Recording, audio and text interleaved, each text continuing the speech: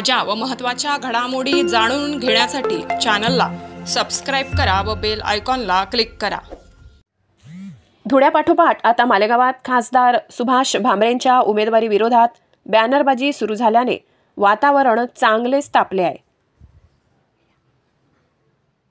धुळे मालेगाव मतदारसंघाचा उमेदवार आम्हाला बदलून हवा। मागील 10 वर्षापासून विद्यमान आमदार हरवले आहेत। खासदारकीला न्याय देणारा उमेदवार धुळे मालेगाव लोकसभेला हवा। असा खासदार मान्य आहे का? विद्यमान खासदारांचे धुळे मालेगाव लोकसभा मतदारसंघात हिंदुत्वासाठी योगदान काय? शारीरिक क्षमता नसलेला खासदार आम्हाला नको, असा मजकूर असलेल्या बॅनर्स मालेगावात चौकाचौकात लागले आहेत। कोणीतरी अज्ञाताने लावले असल्याचं बोललं जातंय, पण वास्तवात काहीतरी वेगळंच असल्याची चर्चा आहे। अशा प्रकारच्या बॅनरबाजीमुळे मालेगाव धुळे लोकसभा मतदारसंघात टोकाच्या राजकारणाला सुरुवात झाली आहे का? हा नेमका उमेदवारीला विरोध की आणखी काही, असाच प्रश्न सामान्य माणसाला पडत आहे।